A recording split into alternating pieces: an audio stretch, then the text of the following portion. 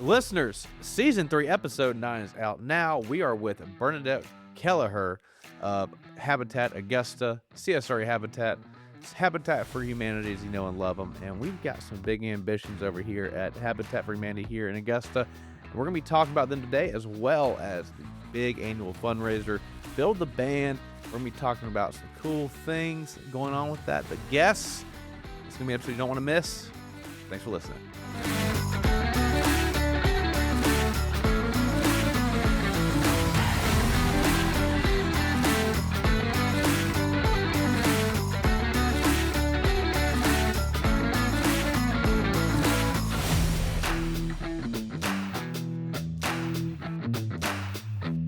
And we are back, listeners. Episode 9, Season 3 of the Market Shakers podcast.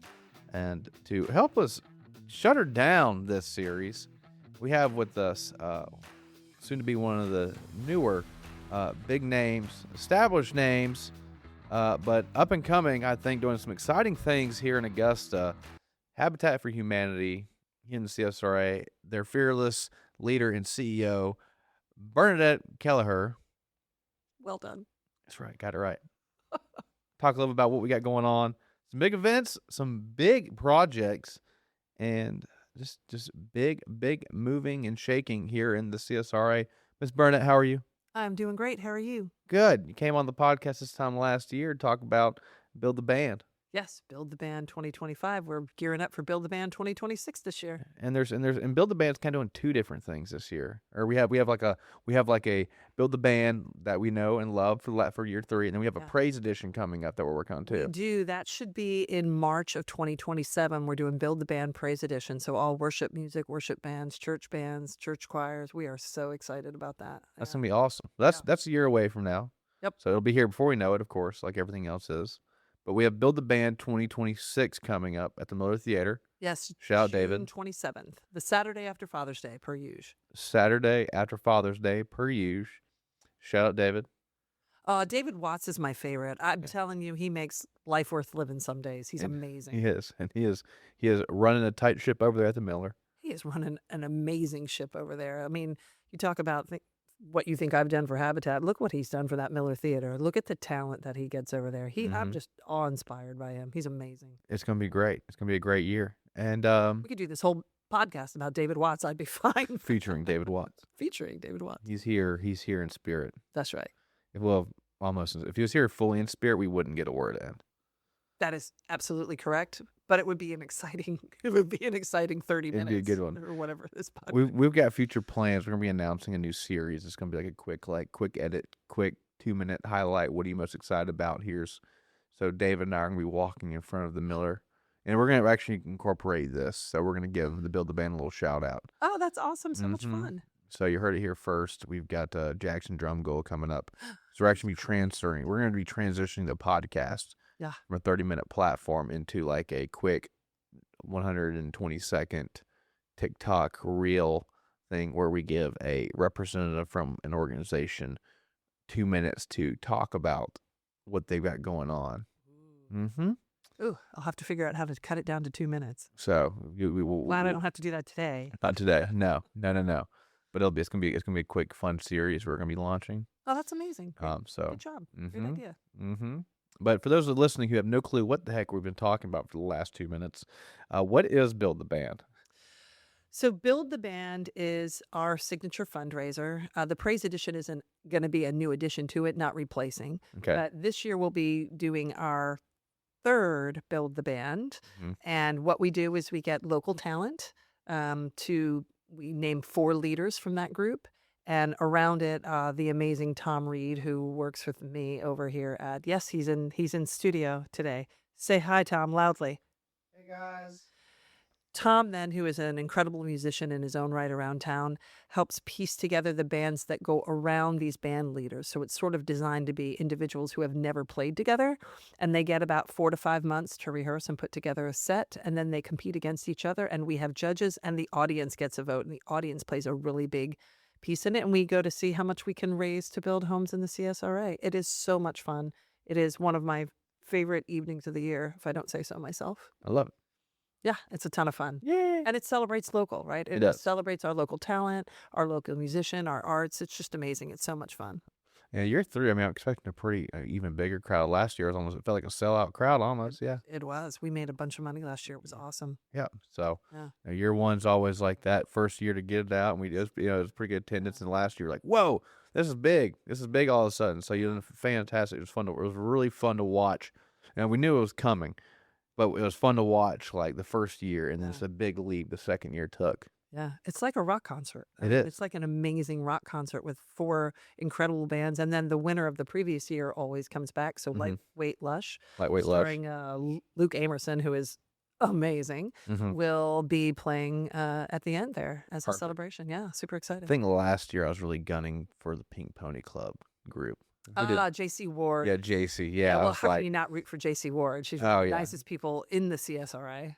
She's fantastic. Yeah. and yeah, Every band last year was Lightweight really Lush. He had his shirt off last year. I think it was that guy. If I remember correctly, it was the guy with his shirt off. And he just ripped it off. I don't know if I should say, you say Luke did? I think Luke took his shirt off last year. I don't and know did if the I whole should thing. say if I remember or not, because if I don't remember, I'm in trouble. If I do remember, I might be in trouble. So I'm just gonna say, could have happened. Yeah, I remember the energy. happened. I remember. I was like, this guy's great. He was Yeah. fantastic. Yeah, he's amazing. And so, who are our competing groups this year? I'm going to let Tom sneak in on camera and tell us who the band leaders are and walk through. I know, but it's Tom's baby. What's going on, Augusta? We have Patrick Reagan, Ethan Baladucci, A.E. the Cool, and Mr. John Kelly. Nice. John Not Kelly. full of their band names, but they're really awesome. They're really great. Yeah. And That- so, and we're super excited about every single one of those bands coming. I mean, just they're going to rock the house out. It's going to be They are. amazing. That's a stellar lineup. And we have something, we're not going to say what it is, but there's a very, very special tribute going to be happening this year. Oh, So we're very excited about that. and and to find out, you're going to have to go You're buy a gonna have to ticket. go buy a ticket. And Where if can we you buy miss it, tickets? you're going to be mad. Where can I go buy a ticket at? You can buy a ticket at the Miller Theater, or you can go to augustahabitat.org and you can find the link under our Build the Band website. That's So, awesome. Yeah. Well, I'm very excited for that. Yeah. Let's talk Habitat. What are we raising money for? Habitat's doing some big things this year. We are. I think last time we spoke, I had been here about 2 years, right? So now I've been with Habitat for 3 years, and when I got here, we were building 1 home a year. Then we were moving into 2, 3, 4 a year, and the hurricane hit. Mm-hmm. And so we paused all new construction and immediately as a group went into not first responder mode. We supported all of the first responders in the area. I think the Community Foundation, the Red Cross, everybody who are first responders did an amazing job. So we got out of the way and just supported them.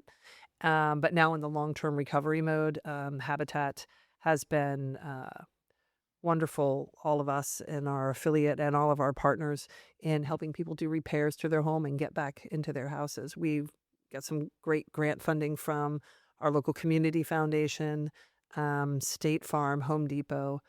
So we've got a lot of support in the community and we're continuing to get funds in and work in that. But it is time to get back to constructing new homes. And so while we were working on all of that, we've been, the board and myself and the team have been putting together a strategic plan for growth, sustainable, responsible, and long-term growth. And so I'm happy to announce that we are, I know, we're making it public. We have an initiative ourselves called the Open Doors, Okay. and we are planning within the next 3 to 5 years to be at 50 homes a year. Yeah, per year. 50 homes per year. Yeah. That is a very large scale. Go big or go home. How many builders locally do 50 homes a year? Not many. I can think of one that's going to be doing it. Yeah, that's right. Okay, so that is incredible, and that's going to be.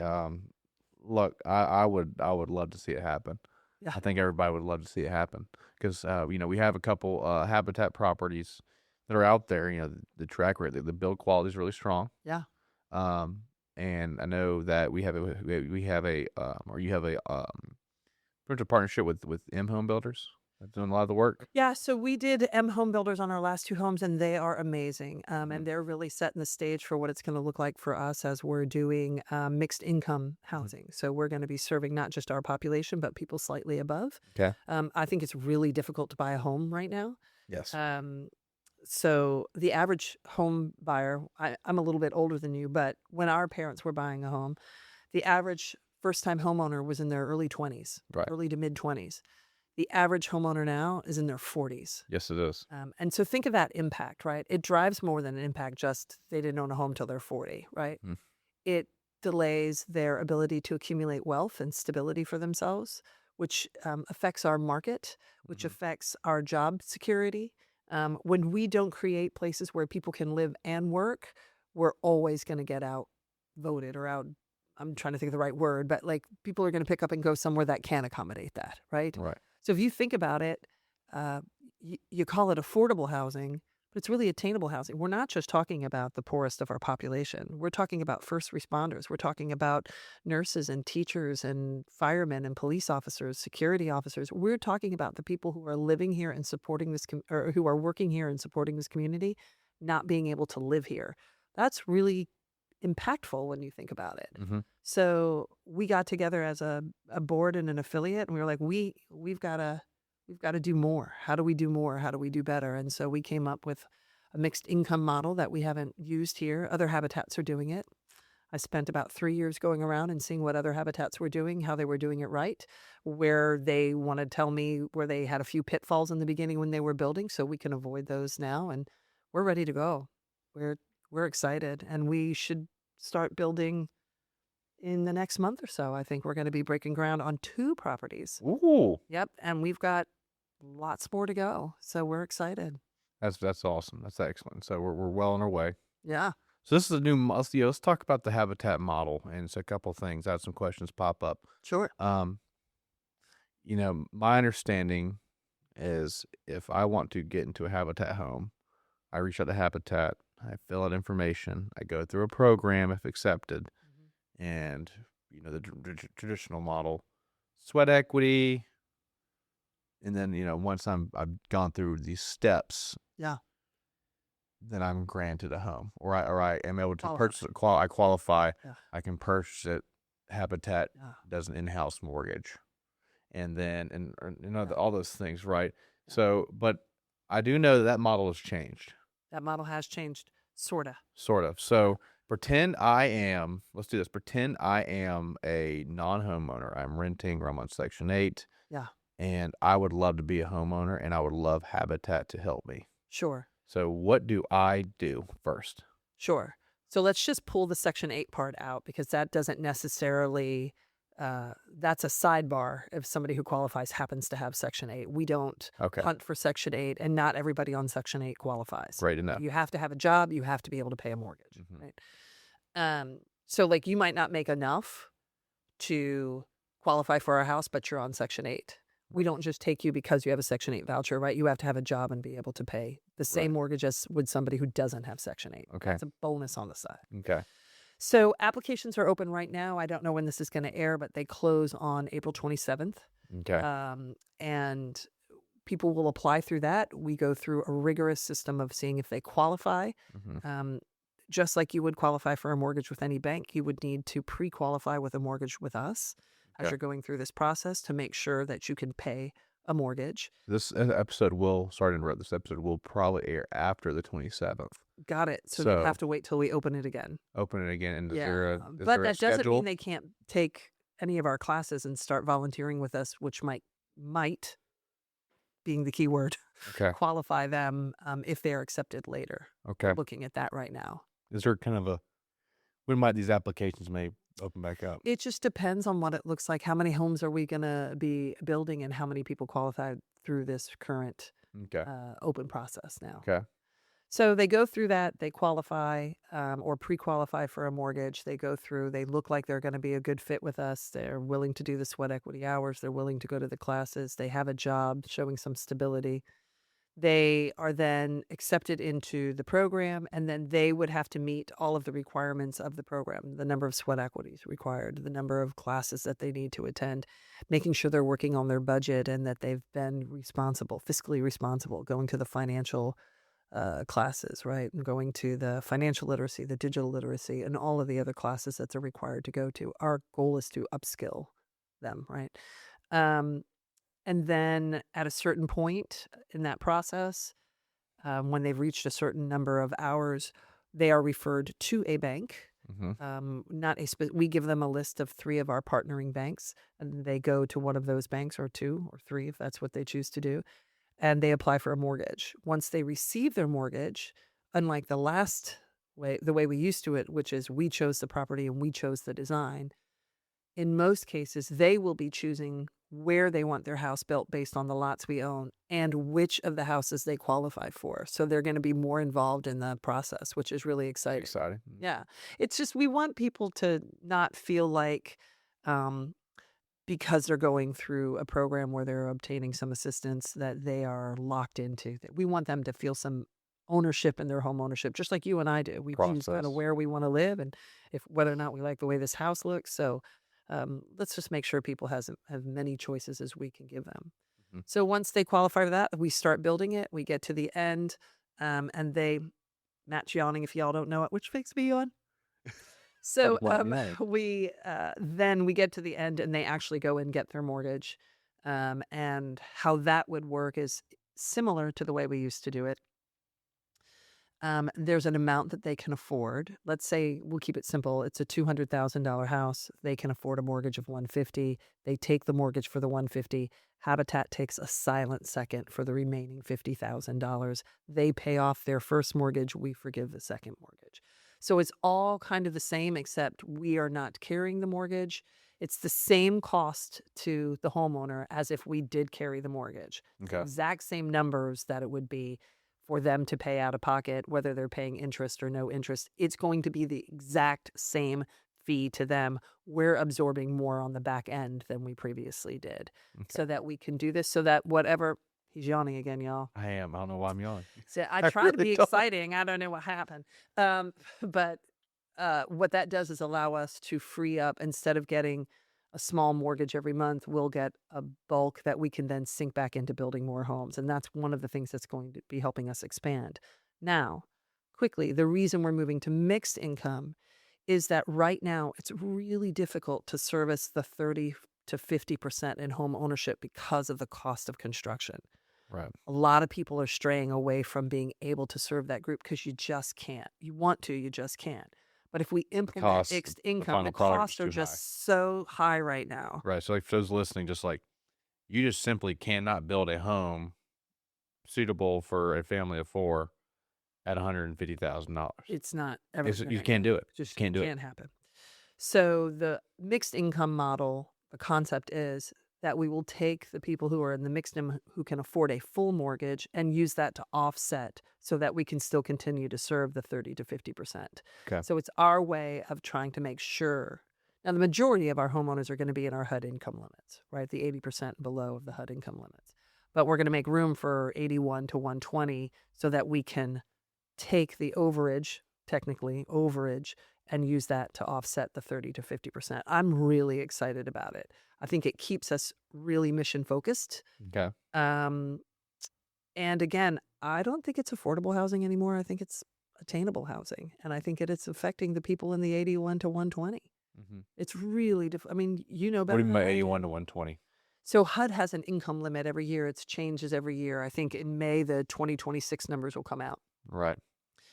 And they say this is 80% of the HUD income limits. Dude, you're killing me. I know. I don't know what it is. I think my coffee ran out 80% today. of the HUD income limits. We would then be able to service 81 to 120% of the HUD income limits. Okay. But not so many that we're making a pile of money, enough to offset serving the 30 to 50%. So let's say I'm building 10 homes. Okay. Maybe 7 of those homes are going to be people between the 30 and 80% of the HUD income limits. And 3 of those homes are going to be, right, the 81 to the 120 offsetting the costs for the 30 to 50%. Does that make sense? It does. What dictates which home will be provided to, those 30 to 80 versus 80, 120. Like, So it's just a numbers game of how much do we think we can sell each home for and put back in our pockets. So what's that number I need to meet on the bottom? mhm, So obviously the majority of the project will always be the 30 to 80%. But if I need to sell 3 homes above to service the 3 who are the 30 to 50%, like maybe I'm doing 3 homes to the 30 to 50% homes, okay. and then 51 to 80 is 4 homes, and then 3 homes at the 81 to 120 to offset the 30 to 50. Okay. Does it make sense? It does. It does. Yeah. And in these things, I've toured a couple of these. I saw that y'all were working with some of the elementary kids or middle school kids. No, it was the State Farm. State Farm Long-Term Recovery Grant. Yeah, we had 20 youth there helping us get the homes ready for people to move into them. So we're Yeah, I saw super that. excited. Yard work, cleaning. The houses are nice, They're nice beautiful. luxury plank floors, granite countertops. Yeah. So is every tell me about the construction materials for every Habitat home. Are we going into full granite, luxury plank, nice trim A lot packages, of it or comes down to the way Habitat is. We get a lot of gift in kind. Mhm. So sometimes one house looks more luxurious than another because a donor came to the table and said, like, hey, I've got these incredible granite Mhm. Italian countertops Italian that I didn't use, and what I've got, I'd love to donate it to you. I mean, it happens all the time. Or we Mhm. get some crazy, amazing flooring, or, you know, Moen, whatever, sinks and like vanities. And when someone donates to us, it's whichever house we're building at that time becomes the benefactor of that. So it's not Right. otherwise we purchase what we normally purchase. Let's talk about this. So I'm just getting hypotheticals. Yeah. Your Habitat, there's a lot of, and this is the thing just after seeing the products that you're building, Yeah. there's a lot of people who are just kind of go, oh, I don't want Habitat home in my backyard, right? NIMBYs, we call them, not in my backyard. Yeah. NIMBYs, yes. And so there's a lot of that, Right. and I look, I understand the Sure. change for the sake of Sure. change. A common or maybe a concern I could see being raised for a Habitat home is you have somebody who, because once they purchase it, they get a deed. Mhm. And once you have a deed, especially a warrantable deed, you can kind of do whatever you want with the house. It's their home, right? So let's say I'm a Habitat homeowner, and all of a sudden I walk into this home and I get a great deal on it, right? I get a great deal, and it's got some really nice improvements. Mhm. And maybe I think, yeah, I bought it for 200, just for using number 6, 200, but I think maybe it has a market value of like 260. Yeah. Why can't what is Yeah. maybe I just sell it and just take the cash back out and I just sell it to whoever, right? You can't do that. Can't do that. And is that because we have that silent second mortgage? So there's a lot of second reasons you can't position. do that. Okay. So So how does that it work? doesn't matter if I'm carrying the mortgage or Bank A is carrying the mortgage. Hmm. Habitat contracts always have Habitat with first right to refusal to repurchase the home back, which we will. Mm-hmm. But they cannot sell the home while they have any mortgage on it. We get to go back and take it from them because remember, we're carrying a silent second. Mm-hmm. You can't just go and sell it and take all of that cash and pay us out, and then you walk away with the equity. Mm-hmm. Your equity in that home is the equity that you've paid just like anybody else. Right. Right? It can appraise in value, but you're not going to get the benefit of that right out of the gate. Right. If you go to sell your home, we get first rights to Rights buy to it it. back. Buy it Right. back. Okay. And then our silent second is a part of that, right? So Right. we're purchasing back our own silent second. And I will tell you, I haven't run into one yet where they want to sell their home. Mm-hmm. I mean, this is different. And I also Yeah, it wanna wouldn't get to make the point- sense. We're going hypothetical. Yeah, right. No, but I mean, that's why you're very A lot of careful. arguments against are hypothetical. Right. Well, and I That think makes most sense. people, you don't want to pay back that money, right? You don't want to pay back the down payment assistance. You don't want to pay back the out of your proceeds. You want to keep the house because you're not going to be able to go anywhere because you don't have any equity in the house yet, right? Right. Just like you would if you bought a house and you couldn't turn around and just sell it right away either. I mean, Mhm. maybe 5 years down the road if it went up, but we haven't run anybody who wants to do that. But let's get back to something you said when you asked me the question. You said, not in my backyard. I think what we need to remember, okay, and I think the myth that needs to be dispelled is that Habitat homes are just the poorest of the poor of the poor. Mhm. Your children who graduate from college and have solid jobs don't qualify to buy a house right now. Your kids in their 20s don't qualify to buy a house. Kids in their early 30s, I call them kids because I'm old and I can, they don't qualify. They cannot save up enough money to put a down payment. And if they are buying a house, their parents, this is more than you know, are taking seconds on their house to give their kids the money to put the down payment on their house. Mm-hmm. So we talk about it, but one of the reasons we're building in all different areas of Augusta now, we're in places you didn't know we were going, right? Is because it's not affordable because we're selling to people who are the lowest income of the lowest income. I want to make sure that the guy that went to UGA and finished and is now a dental student somewhere and he doesn't want to rent because he believes fiscally he should be investing in something has that opportunity to do that. Mm-hmm. So it is not just what people think Habitat is. And I think that's really the myth that needs to be dispelled. Well, Right. we're getting into a crisis, and you're helping solve that crisis. I mean, Correct. the fact that you know, we're going into nationally, I think the median home buyer is like 38 years old, and it went from like, yeah, it was like 28 Yeah. before COVID. Yeah. So we've jumped Quite a big bit. time, and if you look at demographics, I mean that is like dead square into Yeah. the millennial Yeah. um, age group generation, and we are shifting. If you look at the population, I forgot how why it's alarming, but we're shifting into where like they are becoming considered like the elderly Mhm. in a way. Like we're getting the next 10 years. And when you get to that stage in life, it's like there's a lot of risks of buying a home. So you're getting is this where like you're finally in a position to buy your first home Yeah. at the age of 40. Yep. And then, but now you're going, well, shoot, a 30-year mortgage, I will be 70 when I pay it off. Yeah. I may not realistically make it to 70, because the national, your life expectancy in the United States is what, 72, Yep. 76? You're depressing me, Matt. I mean, it's just, Just kidding. it's just a thing we're looking at, Well, I right? think the other thing you need to think about, though, is think about the number of people who took out reverse mortgages so they could grow old in their homes. Mm-hmm. So if you don't have the equity in it yet, so the entire stability of I think of our community is being threatened with this crisis on us, and I think that I'm very proud of my board. I'm very proud of my team. I'm very proud of the people that I have spoken with who are a part of what we're doing, our advisory committees and who are jumping on board with us to say this is not just a low income problem. This is people who are, going to college and getting out and have good jobs. Your rent will cost you more than my mortgage cost me. Mm-hmm. That's crazy when you Yes. think about it. You have most households, I don't know what the number is, but I'm going to look it up later, are one accident away from being homeless. Like one car accident, medical crisis away from being homeless. Right. That is insanity when you think about it, Mhm. And I don't think I alone or this affiliate alone or my team alone or my board alone, I don't think we can solve the problem, but I think we can be talking about it. I think we can be doing what we can to make some kind of an impact here in the CSRA. And hopefully all the other habitats around me are doing the same thing, when we have our big collective meetings, this is what we're all talking about is, you know, this is my children who are in college now, what their lives are going to be like and their children's children. Mhm. We are the first generation that is not surpassing our parents.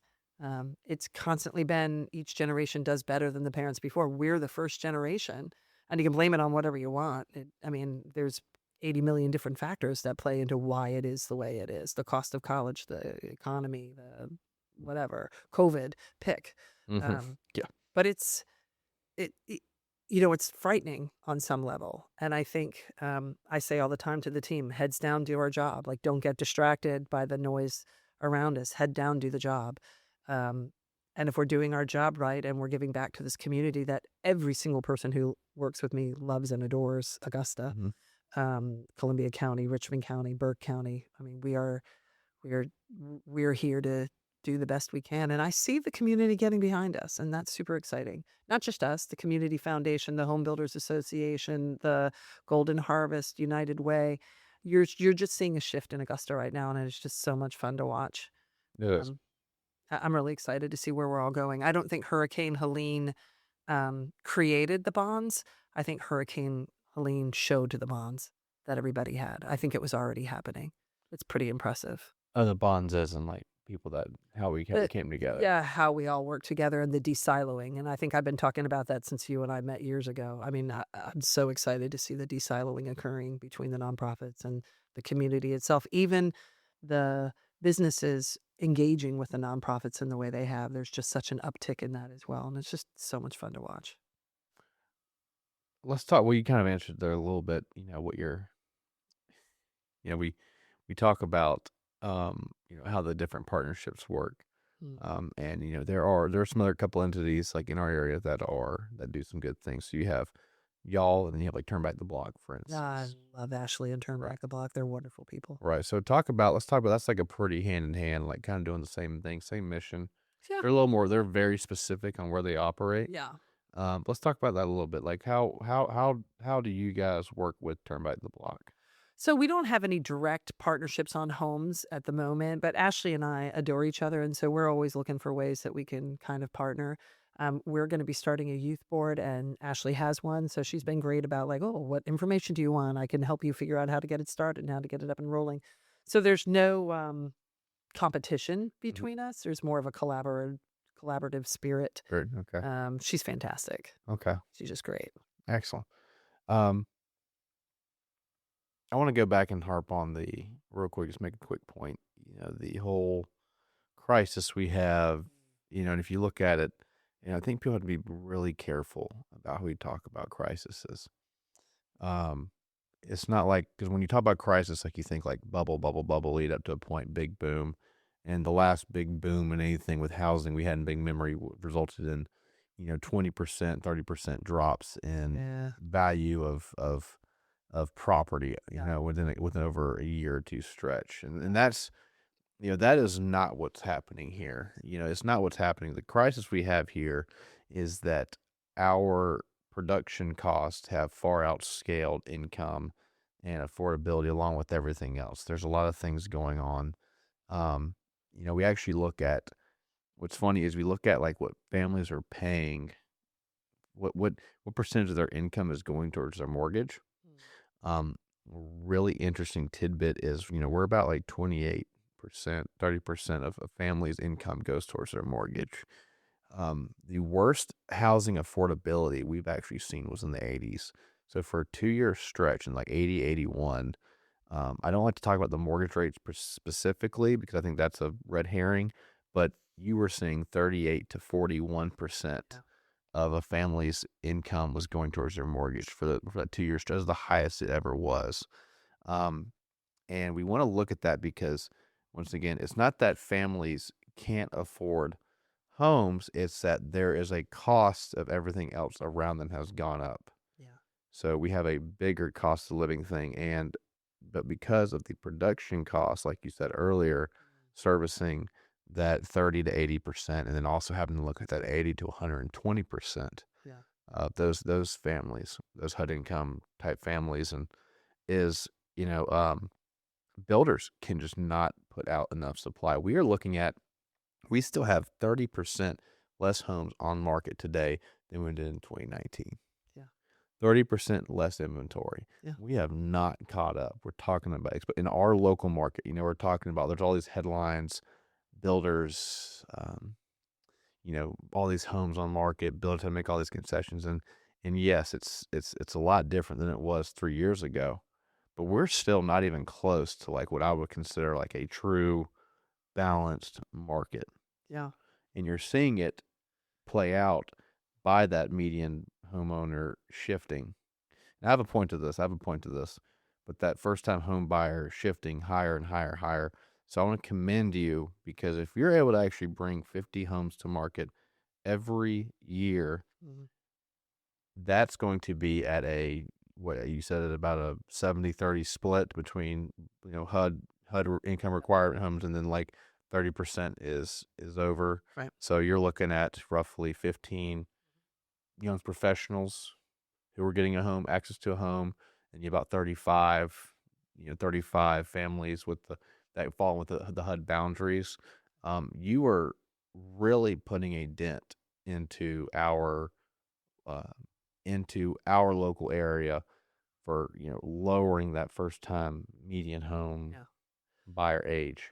Yeah, and just so you know, the 60 to 80%, those are your nurses and first responders, Hmm. and right. So I mean, so those are career-centered individuals as well. I mean, the HUD income limits will get released in 2026, but they tend to go up. So Hmm. more and more of those individuals, like I said, the ones who, I would love to come up with a collaboration with Richmond County School System. There are a lot of teachers who don't take the jobs because they can't afford to live here.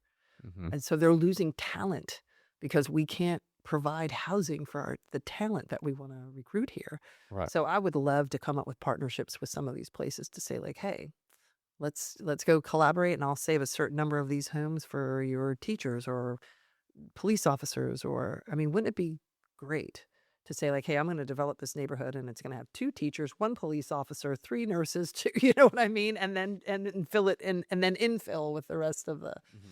the population. I mean, it's, you know, um, there are a couple of slogans this year. I'll come to the quote later, but one of my slogans I keep saying to the team is, "We may be um, providing neighbors, right?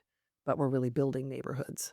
What we're really looking to do is to create those old neighborhoods." I don't know what it was like when you were growing up. You're a little bit younger than me. Um, but we all went outside all the time, and there was lots of green space and parks and things to do and places to go. And right, we are trying to initiate in our design any anywhere where we do over 6 houses. Where's the green space going to go? Right. So we want to create areas where people are coming out and they want to be a part of the neighborhood and they want to invest in their neighborhood and they want to right. They want to be a part of where they're living, not just a place to sleep and eat and park their car. And just more and more, it's starting to feel like, with DoorDash and Uber Eats and whatever, people aren't leaving as much as they used to. So I think we just want to, you know, look at what we're doing, right? Not just providing that housing, but what type of housing are we providing? Are we providing a neighborhood? I mean, there's going to always be those one-off, or as we call them, infill houses. Hmm. There was a space, we found it, we built there. But on the whole, there's still plenty of opportunity, and I think people are doing a great job. I think that Wayne Millar, that Kings Mill, that's fantastic. Have you seen it? Oh yeah. Yeah. If I were renting, I'm calling up Wayne. You got a room anywhere? Like, I mean, I think some of the stuff that's being done around town is just amazing. Hmm. And that's why I say you can feel it, right? And the Millars are incredibly philanthropic people, as are a lot of builders in the area. You're just seeing a turnaround where um, it felt for a long time like it was all about me, right? I'm focused on me. And now people are going like, well, where's the give back? Where am I giving back to my community? How am I giving back to my community? Um, Commissioner Pulliam, really, Stacy Pulliam, District 2, really pushing for the GIC, Georgia Initiative for Community Housing, to come here to Augusta. We just finished our Masters Week where all eyes are on Augusta. And the reverberating phrase that I keep hearing is, I had no idea Augusta had all of this. The patch being redone and opened at the same time. I know golf is a big focus here, but I think people are starting to understand there's so much more to Augusta than Augusta National, which is an amazing addition to Augusta. I take nothing away from them, but that's for the rest of the world is 2 weeks a year. We need the rest of the world to recognize what Augusta is and who she is and what she brings to the table, which is so much more. The new uh, Civic Center, Convention Center, right? The James Brown Arena, right? The new arena and the downtown revitalization that's occurring right now. And it's just incredible. It's a lot going on. There's To be just proud so about, much man. going on, and it's just so much fun to watch. I love it. Yeah. I hope our name starts coming up in that mix pretty soon. I think it is. I think it is. Yeah. I look forward to it. And you've kind of already answered our question, what you're most excited for these upcoming these 12 months. But I'm going to ask you one more Yeah. time. What are you most excited about? The one thing you're most excited about for the next 12 months? Next 12 months. I'm excited that we're launching our sustainable and scalable program. Okay. Habitat isn't just about building homes; it's a thing we do as part of our program. We've we've we've changed it all, And so now we're following our families through at least their first year of home ownership, and hopefully 2 to 3 years out, just to make sure all is well, and inviting them to come back and be mentors, which they're doing now. And it's just that's all super exciting. But the quote I wanted to tell you, which is what I'm most excited about, because I feel like everybody's starting to see it. My team sees it, the board sees it, the people I talk to are all in alignment with it. There's an old Greek saying by Anonymous. He wrote a lot of quotes that says, "Great societies are built when old men plant trees under whose shade they know they'll never sit." Mm-hmm. I love that expression. I just think that's what it is. Like, nobody's ever going to remember my name 20 years from now, right? But they might. Nah, it's okay. Maybe my kids will. And I'm fine with that, right? I'm okay with that. I understand that that's the way the world works, right? You come, you do, you give. Your memory is in your children. If you are an amazing James Brown or someone of that ilk, maybe people will remember your name. Hopefully people will remember your name. But what you're leaving is a whole new neighborhood that gets to grow and thrive. And that's enough. And I think people are starting to understand that. It's not about what you're getting. It's about what you're giving. Yep. And that's just so much fun to watch. I love it. Thank you for spending your time with us today. I appreciate the heck out of it. Well, thanks. I appreciate you inviting us. If I was curious about knowing more about Habitat and what's some good contact information, who do I reach out to? Well, you're on the board. They can just come to you directly, right? Yes, they can. Yes, they can. AugustaHabitat.org has all the information and how to reach the team directly. We would love to hear from people and answer their questions. Thank you so much. Thank you.